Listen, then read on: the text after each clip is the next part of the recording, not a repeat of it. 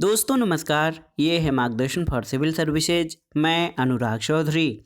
दोस्तों समाजशास्त्र के महत्वपूर्ण प्रश्नों के अंतर्गत इस वीडियो में हम सॉल्व करेंगे अपराध एवं बाल अपराध, अपराध तथा श्वेतवसन अपराध के कारण और सुधार के उपाय से संबंधित महत्वपूर्ण प्रश्नों को, जो आपके आगामी परीक्षाओं जैसे पीजीटी परीक्षा, गवर्नमेंट इंटर कॉलेज प्रवक्ता, गवर्नमेंट डिग्री कॉलेज, उच्चतर शिक्षा असिस्टेंट प्रोफेसर, केंद्रीय विद्यालय संगठन और नेट जेआरएफ के लिए बहुत ही उपयोगी है। तो आइए शुरू करते हैं आज का वीडियो। दोस्तों सबसे पहले हम अपराध एवं बाल अपराध से संबंधित महत्वपूर्ण प्रश्नों को कवर करेंगे।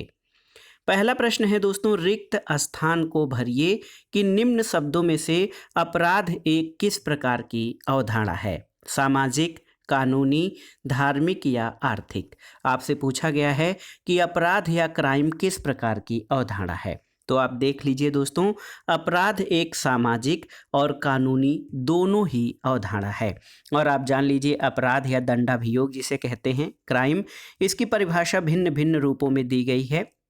जैसे दंडाभियोग समाज विरोधी क्रिया है और समाज द्वारा निर्धारित आचरण का उल्लंघन या उसकी अवहेलना दंडाभियोग है। और ये ऐसी क्रिया होती है जिसके लिए दोषी व्यक्ति को कानून द्वारा निर्धारित दंड दिया जाता है। तो एक प्रकार से देखा जाए तो इस प्रश्न का उत्तर कई या अन्य परिप्रेक्ष्यों से देखने पर अपराध एक सामाजिक और कानूनी दोनों ही अवधारणा ठहरती है।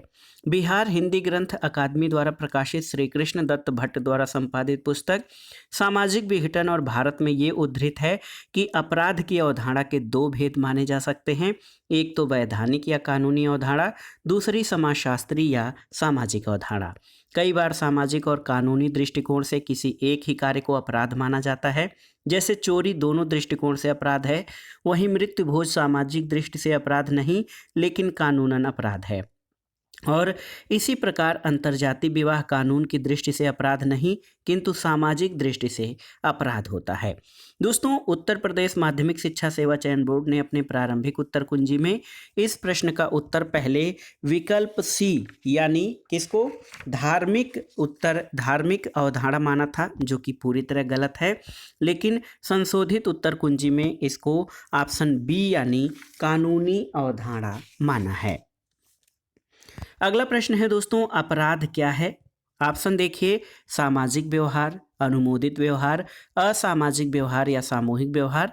तो उत्तर है अपराध एक असामाजिक व्यवहार है जिसे समाज में स्वीकृति प्राप्त नहीं होती और ऐसे कृत्य करने वाले लोग समाज विरोधी कार्यों में लिप्त रहते हैं। अगला प्रश्न है, निम्नलिखित में से कौन सा परंपरागत अपराध नहीं है, आपको बताना है। ऑप्शन है चोरी, डकैती, नैगम अपराध या बलात्कार। तो उत्तर है, सही उत्तर ऑप्शन सी, नैगम अपराध। दोस्तों नैगम अपराध या जिसको कारपोरेट क्राइम कहते हैं, ये परंपरागत अपराध नहीं है, बल्कि चोरी, डकैती और बलात्कार ये परंपरागत अपराध की श्रेणी में आते हैं। अगला प्रश्न है दोस्तों, एक डॉक्टर अपने कंपाउंडर की हत्या कर देता है, उसका यह कृत्य क्या कहलाएगा? श्वेतवसन अपराध, अपराध, पाप या उपर्युक्त में से कोई नहीं। तो उत्तर है अपराध। दोस्तों यदि एक डॉक्टर अपने कंपाउंडर की हत्या करता है तो उसका ये कृत्य अपराध यानी क्राइम कहलाएगा। अगला प्रश्न है दोस्तों, देखिए समाजशास्त्रीय सिद्धांत का केंद्रीय विचार ये है कि अपराधी व्यवहार उसी प्रक्रिया का फल है जिसका कि अन्य सामाजिक व्यवहार। ये कथन किस विचारक का है? ऑप्शन देखिए, रेकलेस, कोहेन और सार्ट, एम.जे. सेठना या सदरलैंड। तो सही उत्तर है, ये कथन सदरलैंड का है। आप जान लीजिए दोस्तों, समाजशास्त्र की केंद्रीय अवधारणा ये है कि अपराध उन्हीं प्रक्रियाओं की देन है जिनसे समाज में अन्य प्रकार के व्यवहार प्रभावित होते हैं। कुछ समाजशास्त्री ये मानते हैं कि सामाजिक संगठन न्यूनतम होने के कारण अपराध होता है और समाज में कुछ असहयोगात्मक प्रक्रियाएं जैसे संघर्ष और प्रतिस्पर्धा हमेशा रहती है जो आपराधिक व्यवहार करने के लिए प्रेरित करती है। और इस संप्रदाय में सदरलैंड का नाम प्रमुख रूप से लिया जाता है। इनके अनुसार संगत यानी एसोसिएशन अपराध का कारक है, यानी अपराध जन्मजात न होकर बुरी संगत में सीखे जाते हैं। इनके अनुसार व्यक्तिगत मित्रता, निष्क्रिय समूहों की सदस्यता और अंतःक्रियात्मक समूहों की संगति सामान्य व असामान्य व्यवहार को प्रोत्साहित करती है। उन्होंने सामाजिक संगठन की प्रकृति को भी अपराध से जोड़ने का प्रयास किया है। अगला प्रश्न एक महत्वपूर्ण कथन है। किसने कहा है कि अपराध वह क्रिया है जिसे राज्य ने सामूहिक कल्याण के लिए हानिकारक घोषित किया है और जिसके कर्ता को दंडित करने की शक्ति राज्य में है? तो उत्तर है लैंडिस एवं लैंडिस। दोस्तों ये कथन महत्वपूर्ण विचारक लैंडिस और लैंडिस का है। वो कहते हैं कि अपराध वह कार्य है जिसे राज्य ने सामूहिक कल्याण के लिए हानिकारक घोषित किया है और जिसके लिए दंड देने हेतु राज्य शक्ति रखता है। इलियट और मैरिल के अनुसार अपराध कानून द्वारा एक निषिद्ध या वर्जित वह कार्य है जिसके बदले में उसके कर्ता को मृत्यु, जुर्माना, कैद, कामघर, सुधार गृह या जेल के द्वारा दंडित किया जा सकता है। एक विचारक हैं दोस्तों मार्वर। देखिए मार्वर के अनुसार अपराध कोई भी वह क्रिया है जिसके द्वारा कानून का उल्लंघन होता है। बांस और टीटर्स के अनुसार अपराध ऐसा समाज विरोधी व्यवहार है जिसने सार्वजनिक भावना को कानून से निषिद्ध सीमा तक तोड़ा है। और एक विचारक हैं रेडक्लिफ ब्राउन। इनका कहना है कि अपराध उस आचरण का उल्लंघन है जिसके लिए दंड देने की व्यवस्था की गई है।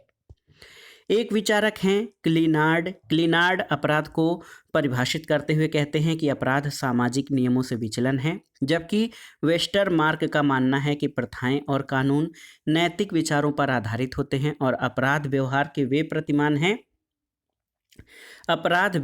वे प्रतिमान हैं जो समाज द्वारा अपराध माने जाते हैं। अगला प्रश्न है दोस्तों बोगर ने अपराध की प्रकृति के आधार पर अपराधों को कितने श्रेणियों में बांटा है? तो उत्तर है बोगर एक विचारक हैं। इन्होंने अपराध की प्रकृति के आधार पर इसे 4 श्रेणियों में विभाजित किया है और वह समाज जिसमें व्यक्ति रहता है वह मानवीय समाज कहलाता है और मानवीय समाज में मानवीय नियम और कानून समाज व्यवस्था को चलाने के लिए अलग अलग समाज के लिए बनाए जाते हैं। बने हुए सामाजिक नियमों को तोड़ने को अपराध की श्रेणी में गिना जाता है और सामाजिक नियमों में आर्थिक, राजनैतिक, धार्मिक और मानवीय रहन सहन के नियम विभिन्न समय और सभ्यताओं के अनुसार प्रतिपादित किए जाते हैं।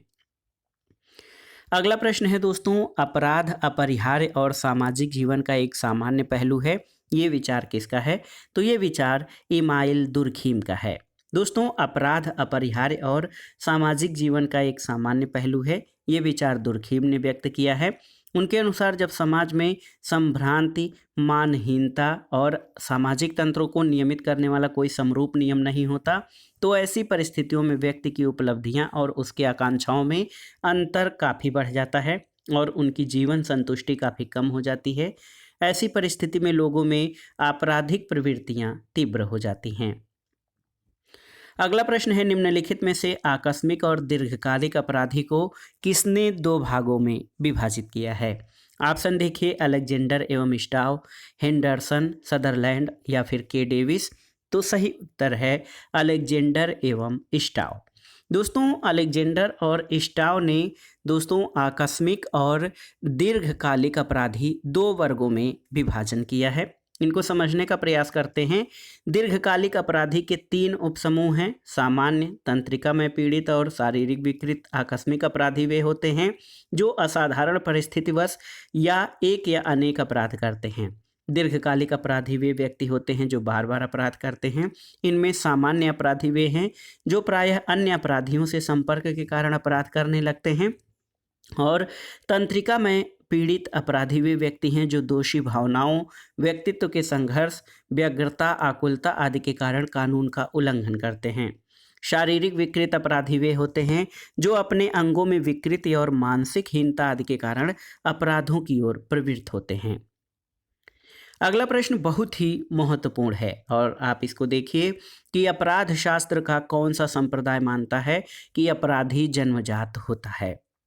ऑप्शन है प्ररूपवादी संप्रदाय, शास्त्रीय संप्रदाय, समाजशास्त्रीय संप्रदाय या भौगोलिक संप्रदाय। तो सही उत्तर है प्ररूपवादी संप्रदाय। दोस्तों अपराधियों को जन्मजात अपराधी मानने वाले विद्वानों के संप्रदायों को प्ररूपवादी संप्रदाय कहा जाता है और ये संप्रदाय ये मानता है कि अपराधी जन्मजात होते हैं और अपराधियों की कुछ शारीरिक या मानसिक विशेषताएं इस प्रकार की होती हैं जो उन्हें सामान्य व्यक्तियों से भिन्न प्रमाणित करती हैं। इस सिद्धांत का प्रतिपादन मुख्य रूप से लोम्ब्रोसो को दिया जाता है प्रतिपादन का श्रेय, और लोम्ब्रोसो ने स्पष्ट रूप से घोषणा की कि अपराधी जन्मजात होते हैं। अपराधी व्यक्तियों के लक्षण भिन्न प्रकार के होते हैं जो जन्म से ही उसमें देखे जा सकते हैं। इन लक्षणों को अपराधियों की शारीरिक विशेषताओं के रूप में जाना जाता है। लोम्ब्रोसो के अतिरिक्त गैरो फेलो और एनरिको फेरी ने भी अपराधियों को जन्मजात माना है। शास्त्रीय संप्रदाय के प्रणेता बेंथम थे। इंग्लैंड में ये सिद्धांत काफ़ी लोकप्रिय हुआ था और 1764 में बेकेरिया ने इस सिद्धांत का उपयोग दंड शास्त्र में किया था। बेकेरिया के अनुसार अपराध सुखवादी दर्शन पर आधारित है और व्यक्ति तभी अपराध करता है जबकि वह सुख दुख की तुलना करके ये अनुभूत करता है कि उसे अपराध करने से दुख की अपेक्षा सुख अधिक मिलेगा। सुखवादी दर्शन जो हेडोनिस्टिक फिलॉसफी है, इस पर आधारित इस सिद्धांत की ये मान्यता है कि व्यक्ति तभी अपराध करता है जब इसे इससे अधिक सुख प्राप्त हो, जबकि समाजशास्त्रीय सिद्धांत की केंद्रीय मान्यता ये है कि अपराध उन्हीं प्रक्रियाओं की देन है जिनसे समाज में अन्य प्रकार के व्यवहार प्रभावित होते हैं, और इस संप्रदाय में सदरलैंड का नाम प्रमुख रूप से लिया जाता है। भौगोलिक संप्रदाय के प्रणेता क्वेटलेट और ग्वेरी हैं और इस संप्रदाय के अनुसार जलवायु, ऋतुएं, प्रतिकूल प्राकृतिक शक्तियां आदि अपराध के लिए जिम्मेदार होती हैं। क्वेटलेट और ग्वेरी के अनुसार अनुकूल भौगोलिक और सामाजिक दशाएं अपराध को कम करती हैं, जबकि प्रतिकूल दशाएं जो होती हैं वो अपराध को प्रोत्साहन देती हैं। मौसम में परिवर्तन से अपराध की दर में परिवर्तन होता है। अगला प्रश्न है, देखिए, अपराध का कौन सा सिद्धांत सुखवाद पर आधारित है? तो उत्तर है अपराध का शास्त्रीय सिद्धांत सुखवाद पर आधारित है। इसके प्रणेता बेंथम हैं। अगला प्रश्न है दोस्तों, जन्मजात अपराधी का सिद्धांत किस विद्वान ने प्रस्तुत किया है?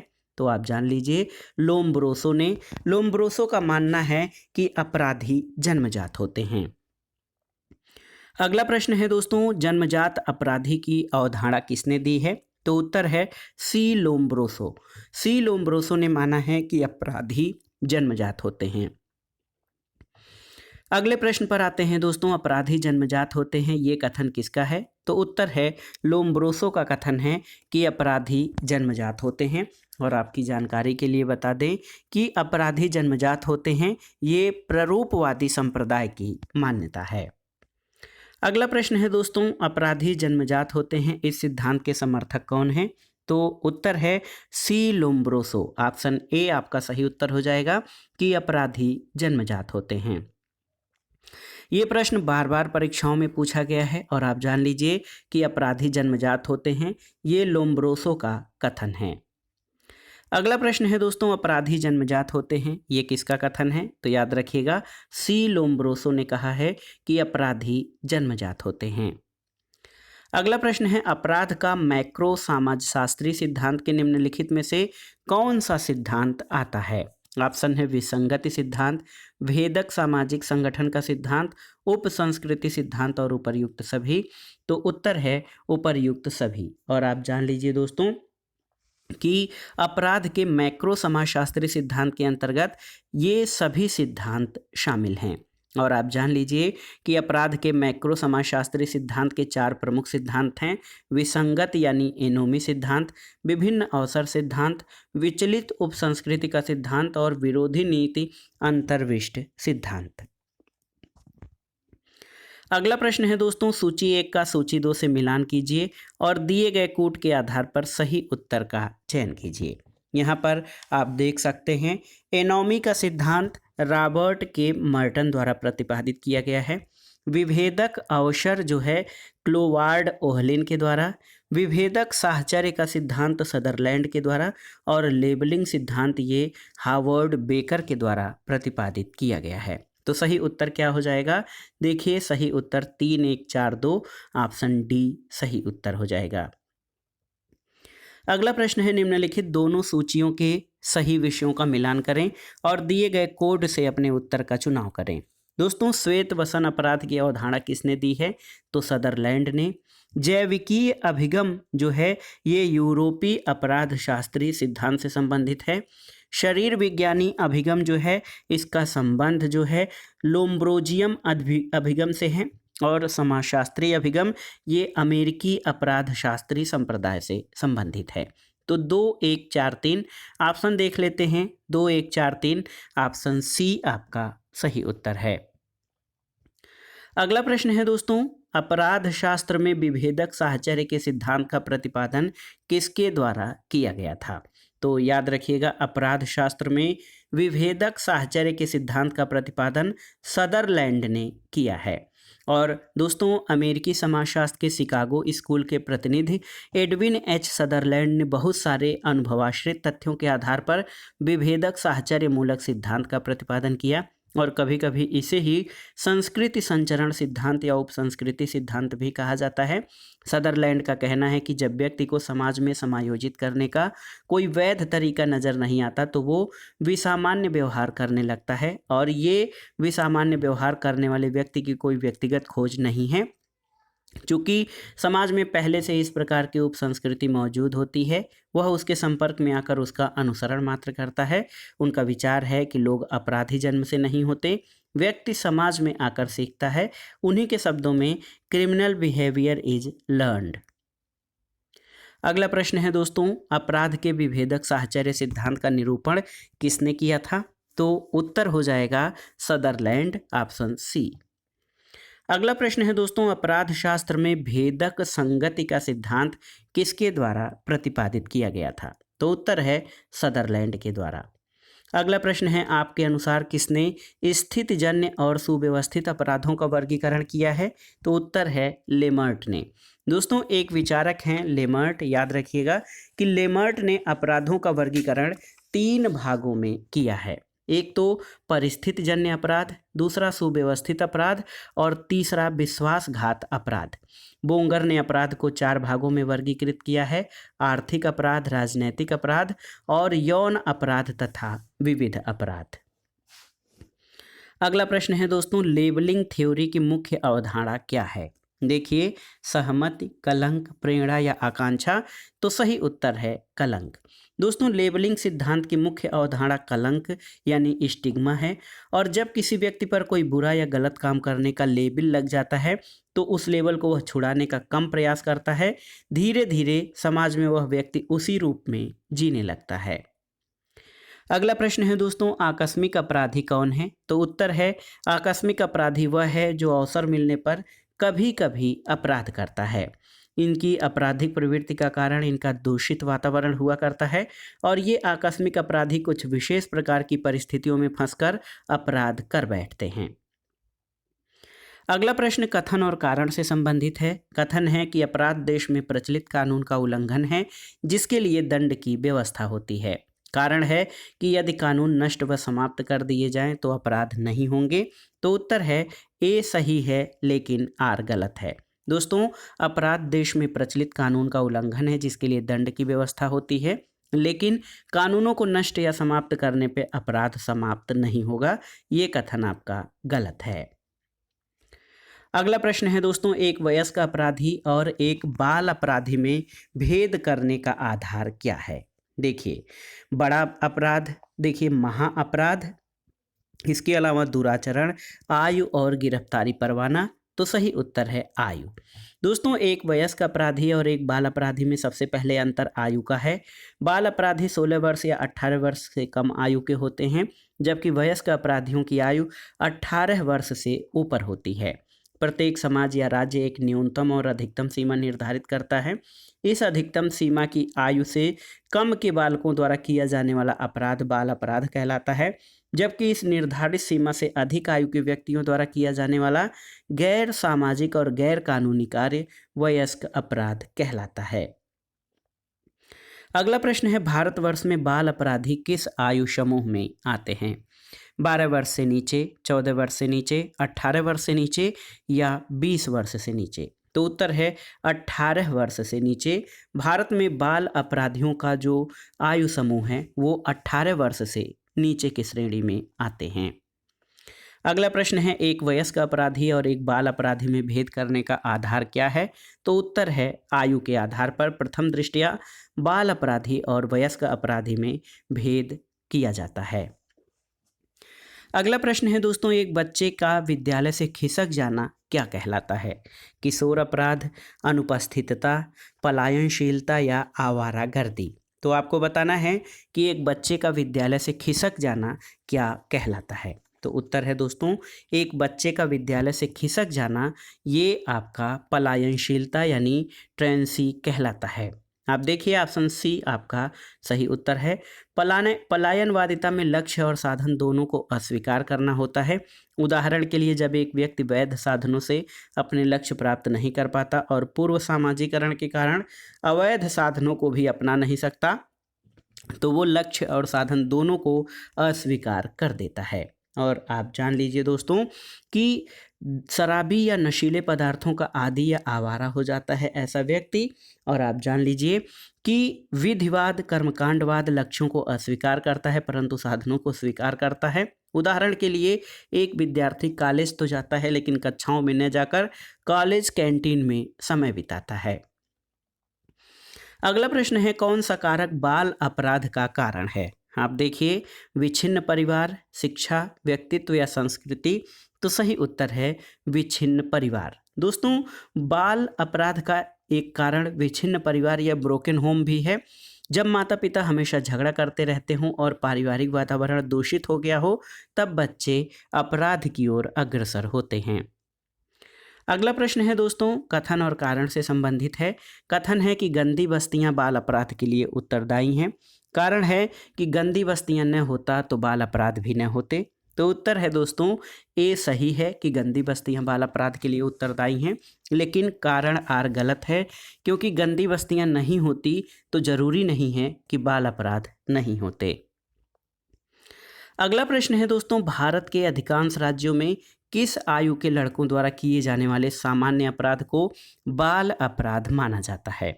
तो उत्तर है दोस्तों, आप जान लीजिए कि 6 से 18 वर्ष के आयु वर्ग के बच्चों द्वारा किए जाने वाले अपराध को भारतवर्ष में बाल अपराध कहा जाता है।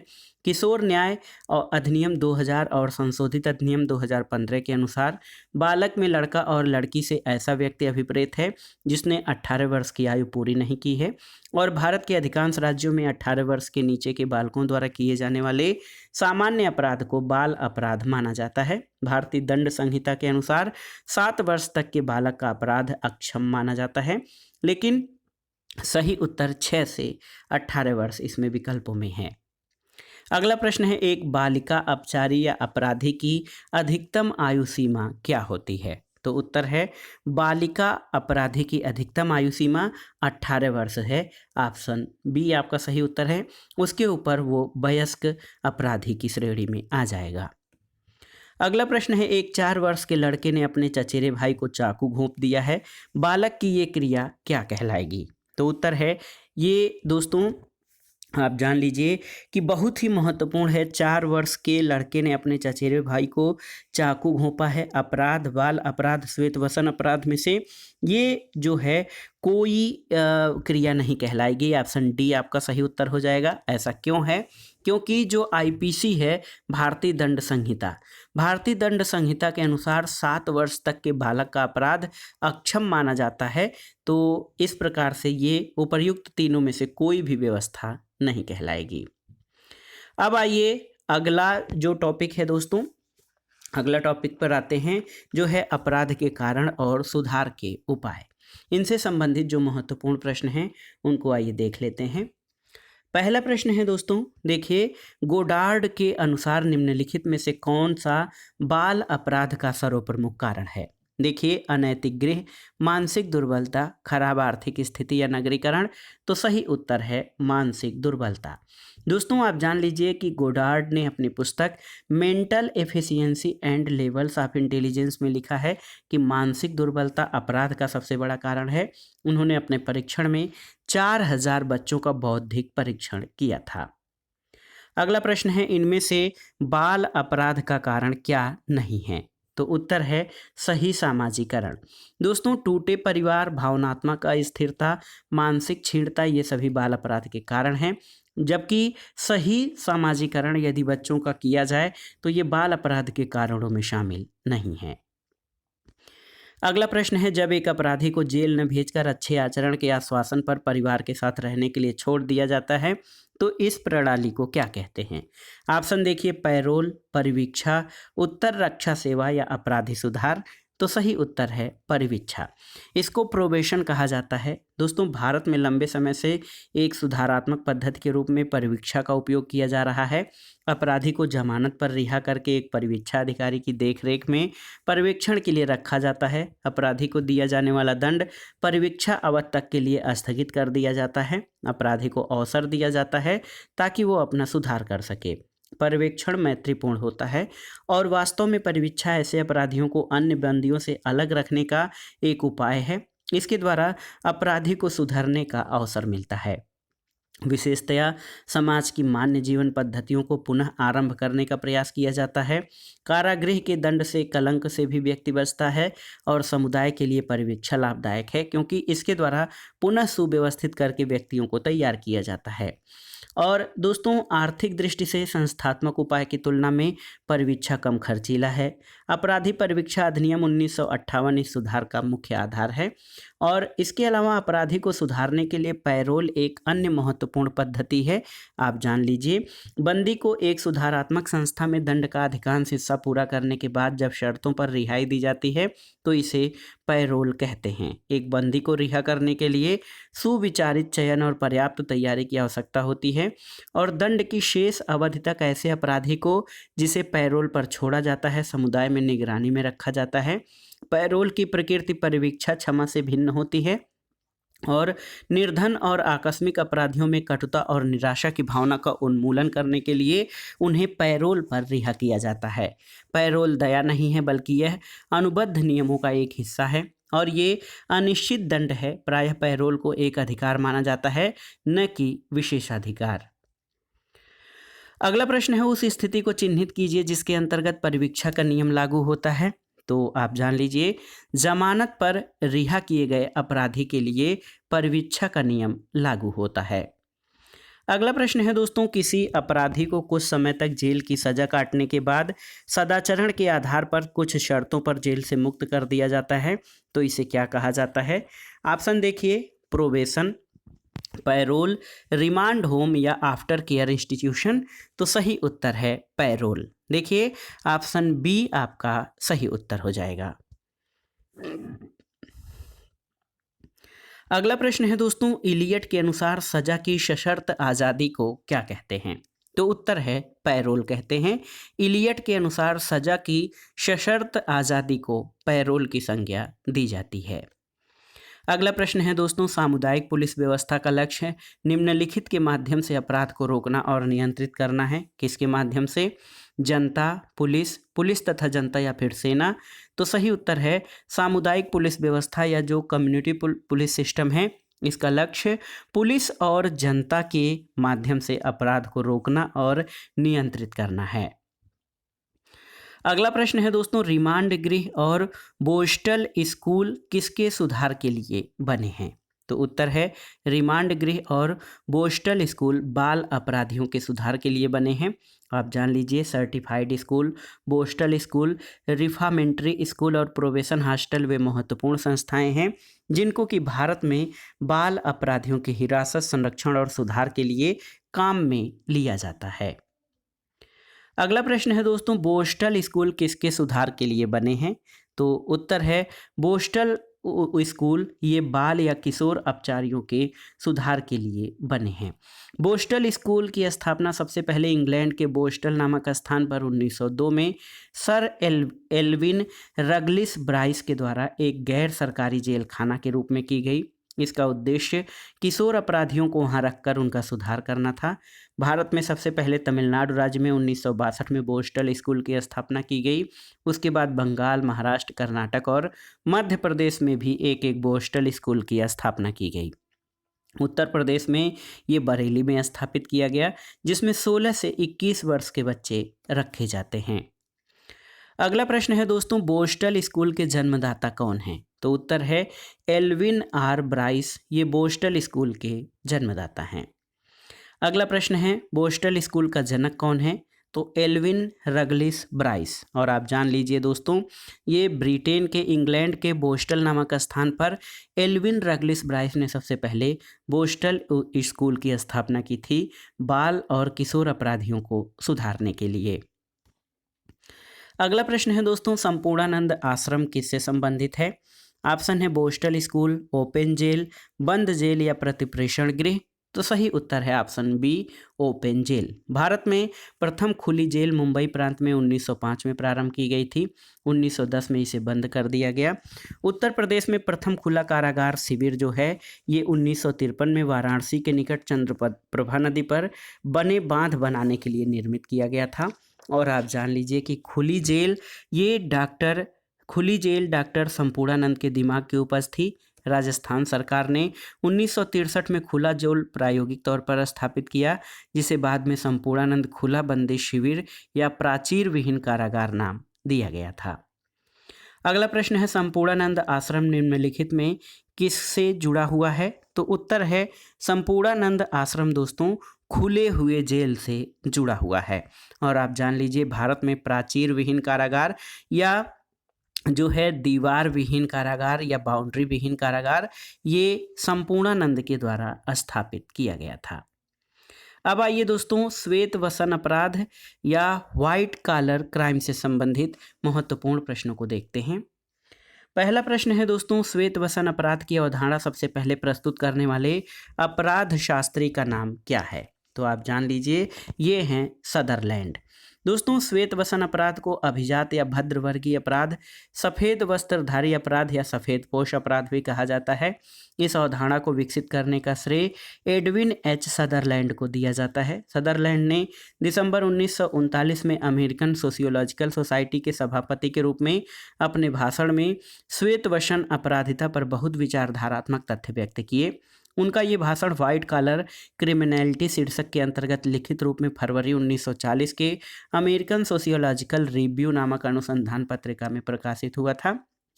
और 1949 में सदरलैंड की व्हाइट कॉलर कॉलम्स का क्राइम शीर्षक से दूसरी महत्वपूर्ण पुस्तक प्रकाशित हुई थी।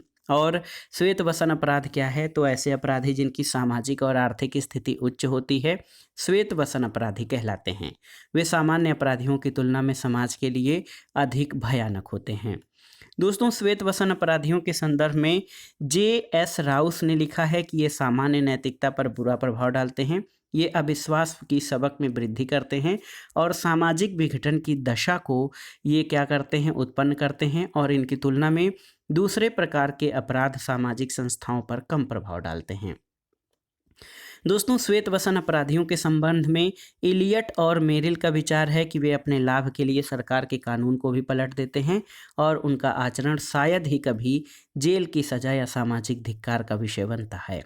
सदरलैंड का कहना है कि श्वेत वसन अपराध सम्मानित और उच्च सामाजिक परिस्थिति के व्यक्ति द्वारा अपने व्यवसाय के दौरान किया जाने वाला अपराध है। एक विचारक हैं टैफ्ट, वो कहते हैं कि श्वेत वसन अपराध का वह प्रकार है जो उच्च वर्गों द्वारा किया गया है। और क्लिनार्ड के अनुसार श्वेत वसन अपराध ऊंची व्यावसायिक परिस्थिति वाले व्यक्तियों के द्वारा अपने व्यवसाय के संबंध में किया जाता है। हार्टुंग ने लिखा है कि श्वेत वसन अपराधी वह होता है जो समाज के ऊंचे आर्थिक वर्ग से आता है और सुशिक्षित होता है।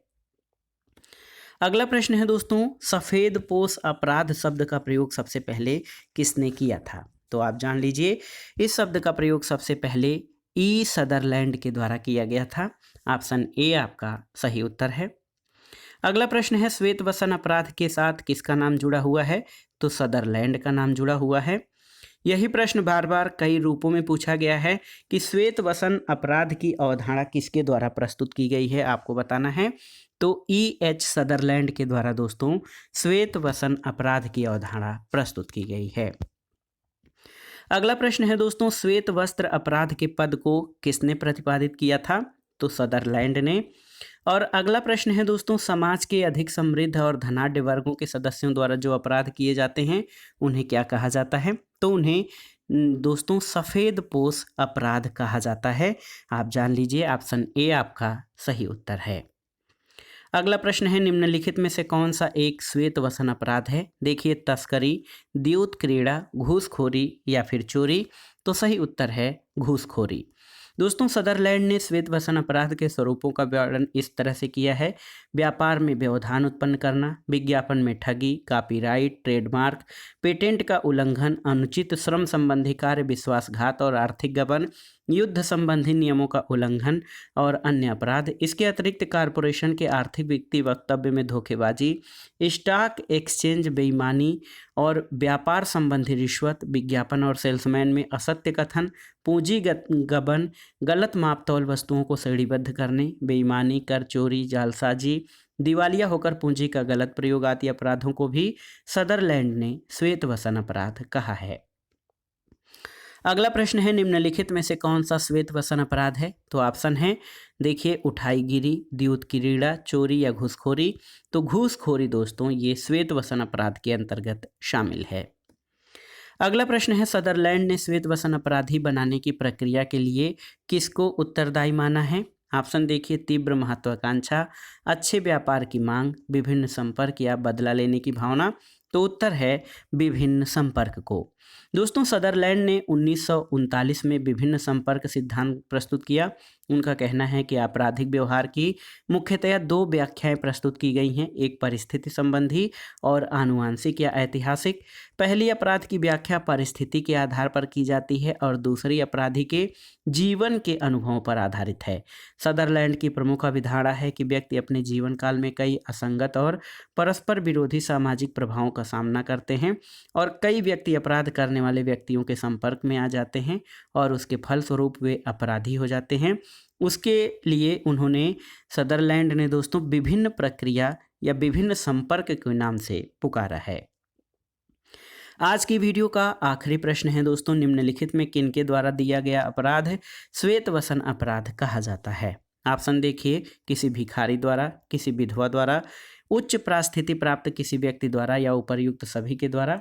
तो सही उत्तर है उच्च परास्थिति प्राप्त किसी व्यक्ति द्वारा। दोस्तों सदरलैंड का कहना है कि एक ऐसा अपराध जो व्यवसाय की क्रियाकलापों के दौरान समाज में उच्च परिस्थिति और प्रतिष्ठा प्राप्त व्यक्तियों द्वारा आपराधिक कानून के उल्लंघन से किया जाता है, उसे श्वेत वसन या व्हाइट कॉलर क्राइम कहा जाता है।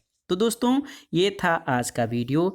इसमें आपने महत्वपूर्ण प्रश्नों को, समाजशास्त्र के लिए जो महत्वपूर्ण प्रश्न हैं उनको आपने सॉल्व किया। इसमें अपराध एवं बाल अपराध, अपराध तथा श्वेत वसन अपराध के कारण और सुधार के उपाय से संबंधित महत्वपूर्ण प्रश्नों को इसमें आपने सॉल्व किया। ये प्रश्न आपके आगामी परीक्षाओं के लिए बहुत ही उपयोगी और महत्वपूर्ण हैं। आप इन प्रश्नों को तैयार कर लीजिएगा। वीडियो आपको कैसा लगा हमें कमेंट बॉक्स में ज़रूर बताइएगा। वीडियो को लाइक करें, शेयर करें और इस चैनल मार्गदर्शन फॉर सिविल सर्विसेज को सब्सक्राइब करें। वीडियो देखने के लिए धन्यवाद दोस्तों। नमस्कार।